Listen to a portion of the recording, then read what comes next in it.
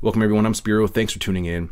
There's a lot going on and a lot to cover, but in this report I'd like to specifically focus on one of the major changes coming our way as we transition into the Great Reset and the new digitalized system of control, and that is digital IDs. A topic we have covered here on the show previously. I'll leave links for some in-depth reports on that regarding the UN's work with the Gates Foundation and ID 2020, among many others, to establish a digital identity and birth registration for everyone on the planet under Sustainable Development Goal 16.9, which is part of the UN's 2030 agenda. But for now, I want to focus on this news that just came out here within the past couple days. The International Civil Aviation Organization, which is a specialized agency under the United Nations, has announced they are one step closer to bringing digital identity-based travel to a reality, as they have endorsed specifications for the first digital travel credentials. Now, additionally, the United Nations just announced that they are rolling out its own biometric digital identity wallet. As you can see here on Biometric Update, the UN Digital Solutions Center is a pilot project for the World Food Program, which is a United Nations program, and the United Nations High Commissioner for Refugees and the United Nations International Computing Center, which I have reported on previously, that was very instrumental in the development and implementation and rollout of 5G almost a decade ago.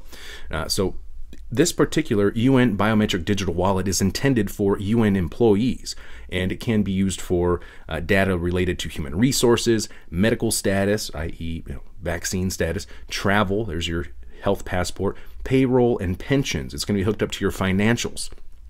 Now, this can also be used for onboarding new employees or helping transition those who are leaving or retiring away from the organization. Now, here is a quick promo video. Digital transformation is changing the way we manage our data, our information, our interactions, and our identities online. The United Nations is ready to digitally transform how it deals with identity, with a system to streamline information sharing, daily workflows, access to platforms and buildings, operating across agencies, by providing its personnel with a universal, system-wide identity solution. Introducing the UN Digital ID, a unique and digital identity for UN personnel from the day you join to the day you part. All of your personal, HR, medical, travel, security, payroll and pension data in the palm of your hand, giving you full control on what you share and with whom.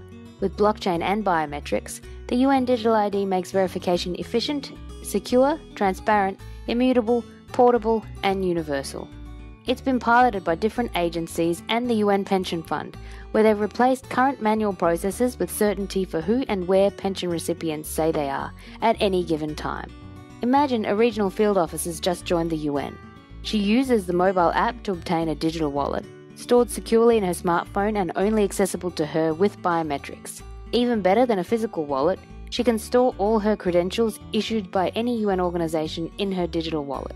She has immediate access to course certificates, travel clearances from UNDSS, medical records from allergies to vaccinations, also making any transfer to another organization a breeze.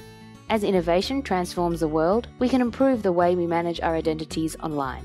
UN Digital IDs, a building block for digital cooperation, unlocking the promise of the SDGs. I hope you see where this is going. Every aspect of our lives will be centrally digitalized using biometrics, AI, 5G, and in many cases blockchain. And when you hear the so-called stakeholders, such as the United Nations, or the central banks or governments, or the World Economic Forum, who just blocked me on Twitter the other day, reference the private sector, they are talking about tech companies, fintech companies like Ripple, or foundations like IOTA, who are currently working on digital IDs, distributed ledger technology, cryptocurrencies, smart cities, and the Internet of Things, just to name a few.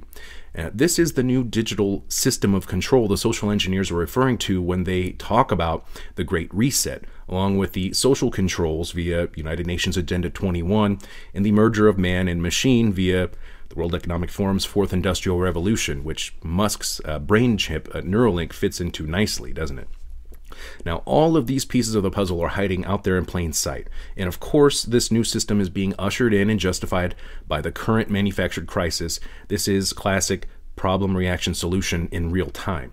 And it's not just happening in some far-off land halfway around the world, and you have years before it will affect you. This is the rollout/implementation phase.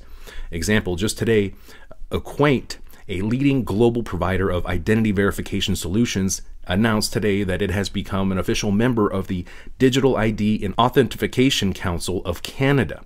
And when you look at their partners, it's crypto exchanges, credit card companies, banks, and what are they interested in?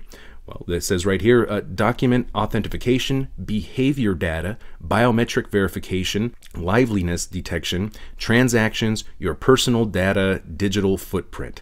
And what industries are they working in? Well, currently they're working in retail, telecom, health, finance, banking, transportation/travel, government, and border controls. All of these aspects will be part of your digital identity, including your credit and possibly social credit scores.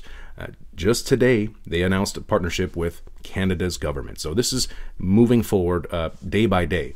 And there are countless other examples, like MasterCard working on biometric immunization records for the Wellness Pass, another digital health passport. Now, why would a credit card company be interested or concerned about your current immunization status? I'm sure you can see or imagine where this may be going. For example, Spiro, you didn't get your latest shot, your booster shot. We'll have to impose travel restrictions upon you. You can't go to work, and we're going to freeze your assets or your payments until you comply. Is that really too far off? Because it certainly seems that they're setting up the framework for a coercion scheme just like that. They may not have to mandate anything after all if they can encourage you to obey. Now, although we are seeing more talk about restrictions on those who do not comply, for example, for going to pubs or restaurants or even to their places of work, this is in the news this week out of the UK.